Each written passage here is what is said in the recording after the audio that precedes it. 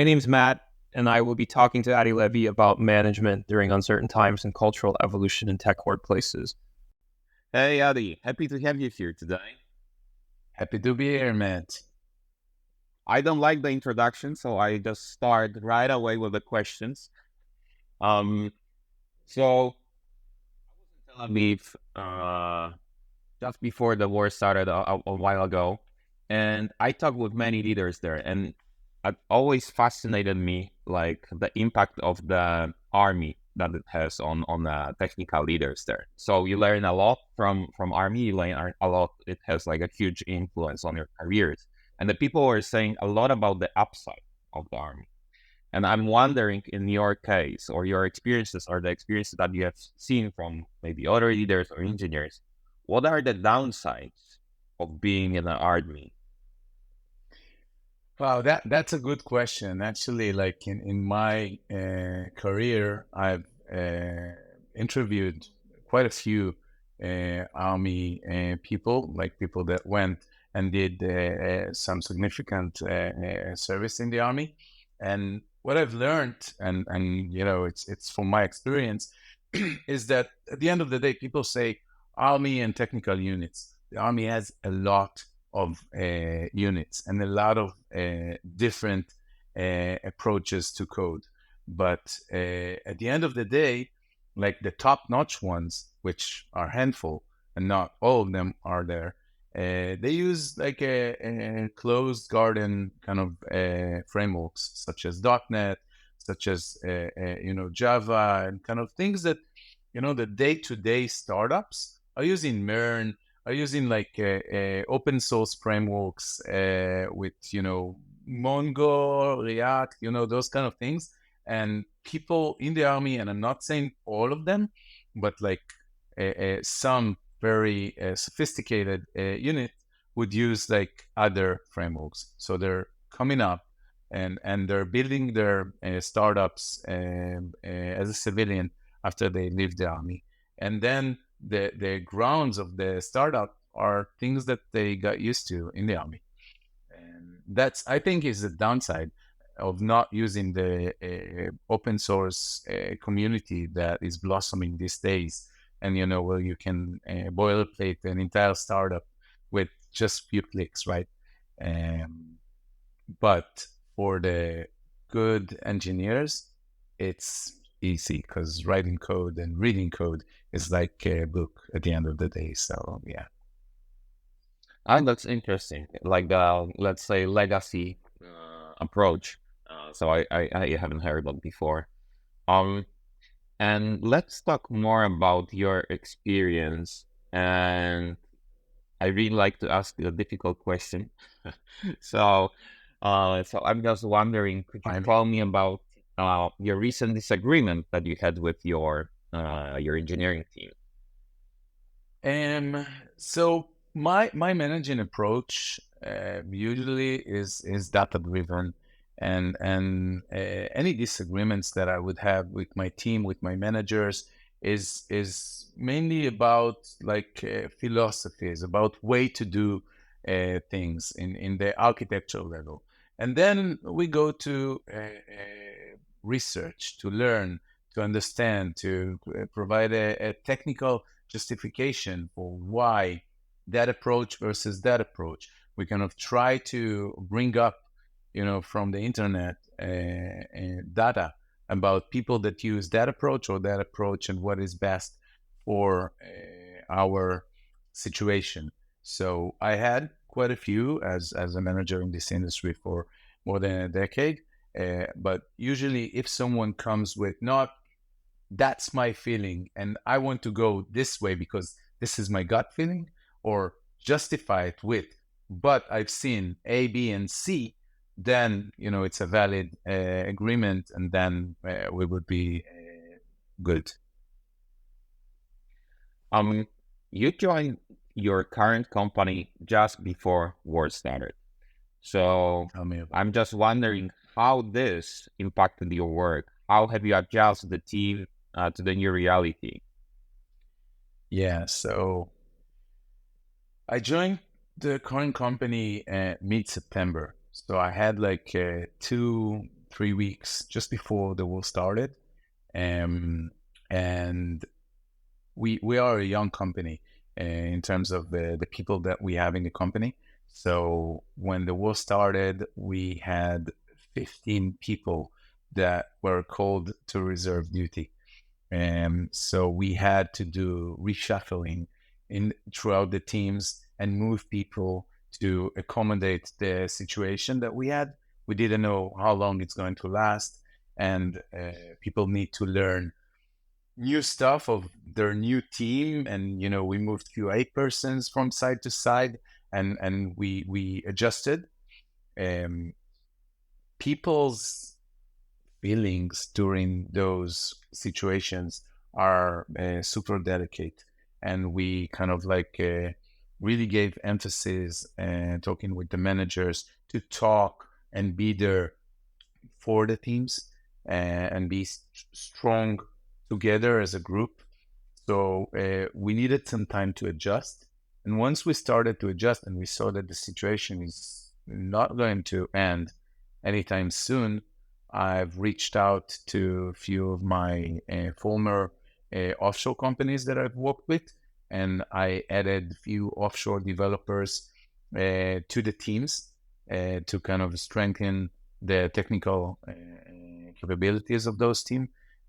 At the end, we didn't want our velocity to be affected by it, and we had to kind of think out of the box to get out of the situation. We're 7 months in, and I still have one person in reserve duty. Just imagine that, right? And he's going to get back in 3 weeks, and the team is super excited and waiting for him. So yeah. And you mentioned you use the help from the offshore team that you have now, and I'm wondering, because you worked for many years, and during our last discussion, you told me about the different combination, Right. different variation of the team setups that you have in-house, offshore, and I'm just wondering about your approach to building the culture and working with offshore teams. So, what are your best practices after so many years? Yeah, so I've as you said, it's more than 12 years that I'm working with offshore developers throughout the world. I led teams in Ireland, in Ukraine, in Russia, even in Siberia, so all over the world. And my approach for offshore teams are to include them, to make them feel like they're part of the team, and have them in all the team sessions, in the R&D weekly sessions, in the company all hand, connect them to the company, make them feel like, they're a remote employee that is working for us, rather than just, set a project and say, hey, Matt, can you deliver that and talk to me in 1 month? No, have them be in the dailies, have them go over pull requests with their colleagues, make them be part of the team. And by doing that, it's a win-win situation, because, we're people. And at the end, you need a goal. You don't want to feel like, you're a code monkey writing code just, to live your life. People want, satisfaction and to feel the fulfillment that they're doing something for the company they work with. And that's my goal there, is really to change the attitude of the entire company, because we're an Israeli company, like we're being acquired by a US company, and we have US offices and so on. But like the Israeli office used to speak Hebrew in the dailies and the weeklies and so on. So we made a shift. We'll talk in English in all of those meetings, because we include those offshore developers and whatever teams that are working with us. And it works. Let's talk a bit more about the culture building and integration. So during our last call, when we were preparing for this interview today, we discussed and agreed that we are getting old, like both of us. So there's like a generation. Thank you for pointing it out, Matt. Thank We you. both. So, I mean, like, there's a lot of generational change on the people with whom we work, right? So, the one funny story that I think we discussed was, I remember like 8 years ago when I was building, like, doing the integration party, we had beers and we had pizza. So today, like, we have pizza, but nobody's drinking, like, almost nobody's drinking alcoholic beers. The people are switched to like non-alcoholic beers. So I mean, this is like a small thing, but like there's a lot of changes with the generation, and I'm wondering, how do you approach the culture building and integration, especially when you have such a generational shift, right? Yeah, it's actually like we had a very long discussion about it, and I remember myself, as a junior developer, coming to a happy hour, drinking, a few beers, getting back home, wasted, and really enjoying the culture part of it. And as we both mentioned today, people are not drinkers at work. It's not common, and at some countries it's not allowed even, but I think like the paradigm shift is going towards more of other cultural building activities, such as yoga classes and activities in the office to start the day sometimes, bringing people together for hackathons every once in a while, and you can set the cadence to every quarter or whatever. That's a really fun activity with prize at the end, which joins people from different edges of the office together, from CS support and R&D. So it's not your team that is working; it's kind of like opening up, and going out and doing some fun stuff. Like we went to pick fruits all together and then enjoy the sun, and it's also like team building activity. So yeah, it's a shift, but don't take me wrong. There's pizzas and people are eating pizzas in the office, but no booze next to it, right?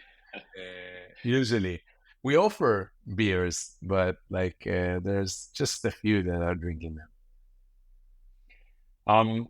And you mentioned before that you currently work in a company that is post-acquisition. It's like a post-acquisition period. So I'm just wondering, because those are not easy times, and you have a lot of like integration work and a lot that has a lot of changes, and you need to adapt yourself and the team. So I'm wondering if you could tell us more about your experience post-acquisition. I mean, how do you do the things differently after the acquisition, the impact on your work and on your culture? You already mentioned you have the meetings, for instance, in English to be more including Yeah. for the people, but maybe some other. Yeah, meeting in English were there like before. I always worked like in companies that are spread and so on, but there's cultural differences that you need to kind of be aware of when speaking to an American team, with speaking to people in other places in Europe and so on. Like, what can you say? What you cannot? And but I think the main thing, if we put aside culture, is the company's vision and focus. A company pre-acquisition is focused on growth, is focused on other metrics than post-acquisition. Post-acquisition is more about efficiency, is more about taking the fat out of processes and define processes and things to be as efficient as possible, that at the end will drive growth, rather than growth at all cost, just to show that the graphs are climbing and show it to investors or potential buyers, right? So I think it's a paradigm shift for the people working in a company to understand that the goals have changed, that the KPIs that we measure are changing, and what are the main focus that we want right now is I don't know, whether it's to make our customer super happy and reduce churn, and make sure that retention is like a higher priority than what you used to, or those kind of things, right? And so, yeah, there's work to be done, and there's also team changes after an acquisition. We had a restructure just a few months back to accommodate the company goals that have changed.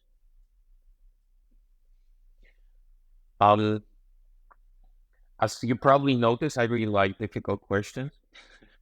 So I just really want to ask you about what was the hardest thing in your career that you have ever done? Could you tell me about this experience? There's a lot of bugs that were hard to fix that took me, night and days. But I think, like, as a manager, which I think that's where you're referring to, I think the hardest thing is layoffs. I've unfortunately encountered few events in my career that I had to kind of say goodbye to people that I liked and I loved working with. One event that I can't forget is that after 4.5 years of building a startup, we got to a conclusion that we need to shut down. And no matter how we looked at the graphs, we couldn't see a way to kind of get out of the mess we were at. We still had money at the bank, but we wanted to say goodbye nicely to all of the people we worked with, friends, people that, holded hands together for a few years, and to kind of come and look at their eyes and say, listen, we're shutting down. That was a really hard thing that I've done. I can't forget. And yeah, unfortunately, that's our industry.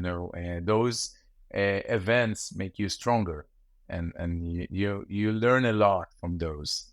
But yeah, that's definitely the hardest thing that I've done. Let's talk a bit about the AI, because this is definitely like a hot topic. Really? What is AI? What is AI? Yeah, exactly. No, I'm just trying to think about the approach that the companies are having to AI, because everybody, especially the investors, they are pushing something around AI.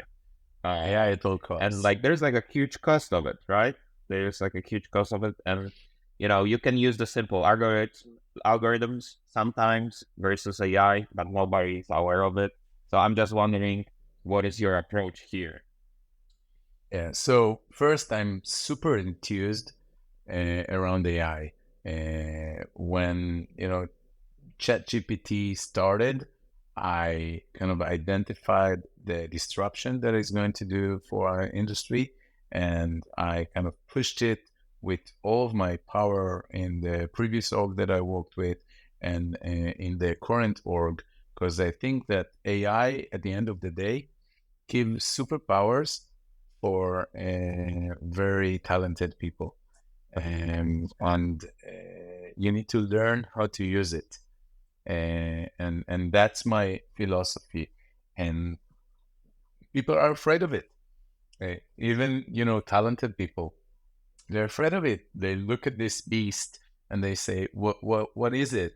How can I use it? So, and that's, by the way, side note, and I've mentioned the hackathons. We just had a great, very significant hackathon in my current company that kind of brought AI closer to people, and I've kind of experimented with it and saw the magnificent things that you can do with AI. But like, going back to your question, I think, like, at the end of the day, a manager and whoever is using AI for software development need to ask himself, do I really need to use AI here? Because, like, can I solve the problem with just, a like query of on the database, or a simple if else?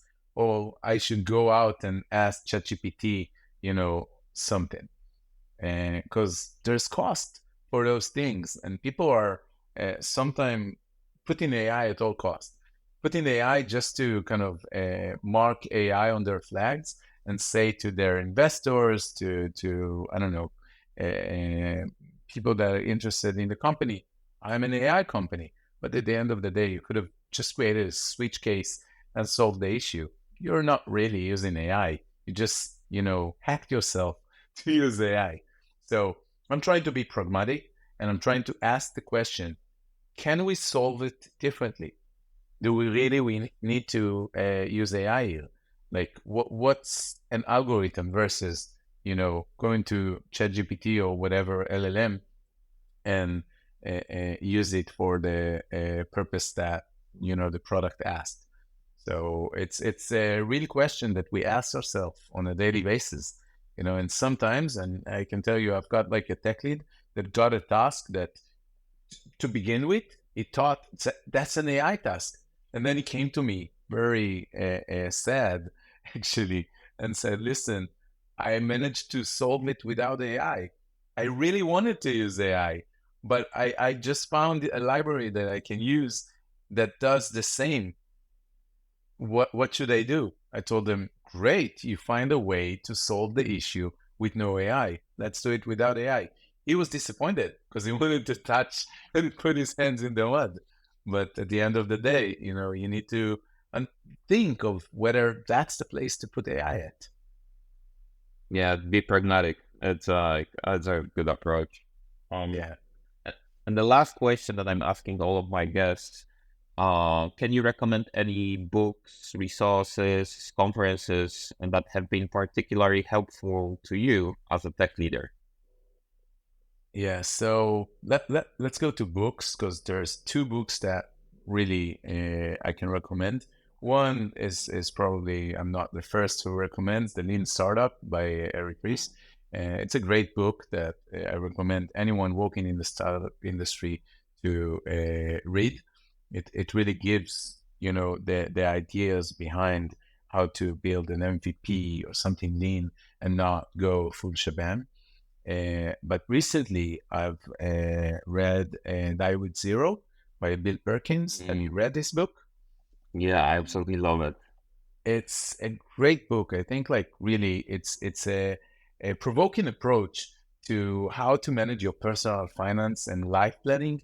Because, like, it's at the end of the day, it's a weight between how I'm going to live my life and what do I want to put for my future, for my kids' future, rather than what I want to do today, where I'm young, where I have the power, where my kids are young. So I think it's about setting an equation that, like, the experiences that you have in life are like equities.